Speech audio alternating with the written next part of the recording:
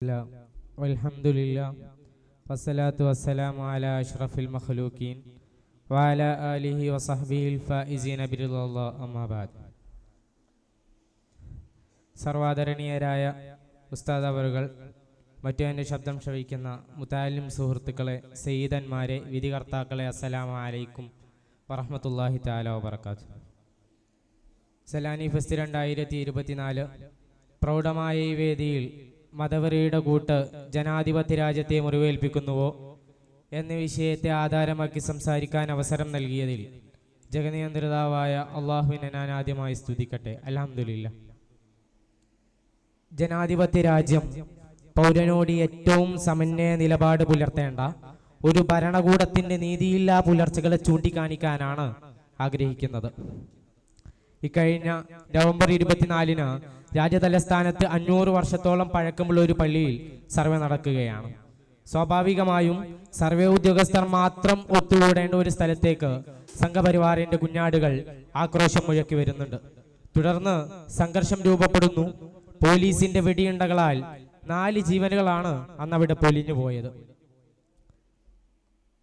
ഒരു ജനാധിപത്യ രാജ്യം മതങ്ങളോട് നൽകേണ്ട പരികൽപ്പനകൾക്ക് എന്ത് വിലയാണ് ഭരണകൂടം നൽകുന്നത് എന്ന ചോദ്യം വളരെയധികം പ്രസക്തമാണ്. ഫാസിസത്തിന്റെ കിരാതകരങ്ങളാൽ തകർക്കപ്പെട്ട ബാബരി മുതൽ രാജ്യത്ത് ഇന്നോളം ഉയർന്നു കേട്ടത് 1 ഡസനോളം വരുന്ന മുസ്ലിം പൈതൃക കേന്ദ്രങ്ങൾക്ക് നേരെയുള്ള വിവാദ പരാമർശങ്ങളാണ്.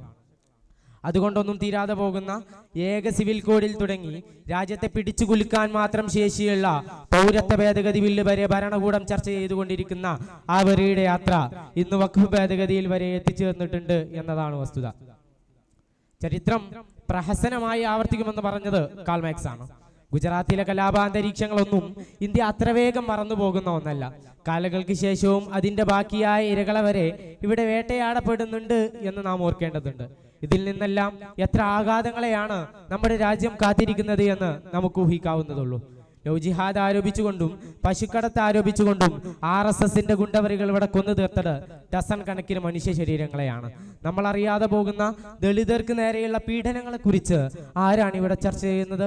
മണിപ്പൂരിലെ തമ്മിൽ തല്ലുന്ന കഥാപാത്രങ്ങളും മുനമ്പം വിഷയത്തിലെ ക്രിസ്തീയ ആക്രോശങ്ങളും സംഘപരിവാറിന്റെ പുതിയ സംഭാവനകളാണ് എന്നതാണ് വസ്തുത.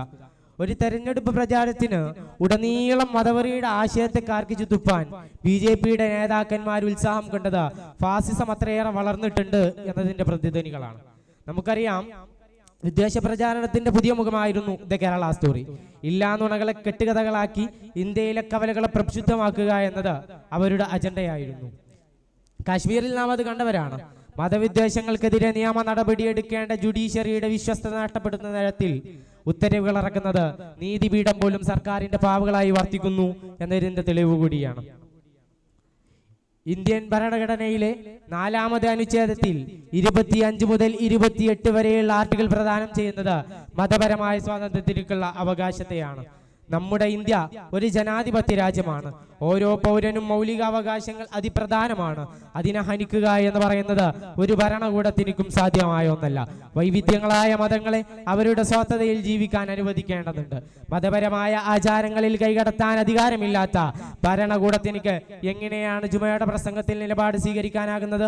വിദ്വേഷങ്ങൾക്കെതിരെ വിരൽ ചൂണ്ടേണ്ടതുണ്ട്. മതവെറി തീർക്കുന്ന ഭരണകൂടത്തെയല്ല നമുക്ക് ആവശ്യം. തീർത്തും ക്രിയാത്മകമായ രാജ്യത്തിന്റെ ഭാവി വളർച്ചയെ മാത്രം ലക്ഷ്യം വെച്ചുകൊണ്ടുള്ള, എല്ലാവരെയും പരിഗണിച്ചുകൊണ്ടുള്ള ഒരു ഭരണ നിർവഹണം ഇവിടെ സാധ്യമാക്കേണ്ടതുണ്ട്. ഫാസിസ്റ്റ് അജണ്ടകൾക്കെതിരെ നീതിപീഠം ശക്തമായി നിലകൊള്ളേണ്ടതുണ്ട്. അങ്ങനെ ജനാധിപത്യ മൂല്യമുള്ള ഒരു രാജ്യത്തിന് വേണ്ടി നാം കൈകോർക്കേണ്ടതുണ്ട് എന്ന വാക്കുകളോടെ എന്റെ വാക്കുകൾക്ക് വിട. നിങ്ങൾക്ക് നന്ദി. വസീക്കും ബിദ്ദുആ വആഖിറു ദഅവാനാ അൽഹംദുലില്ലാഹി റബ്ബിൽ ആലമീൻ. അസ്സലാമു അലൈക്കും വറഹ്മത്തുള്ളാഹി തആല വബറകാതുഹു.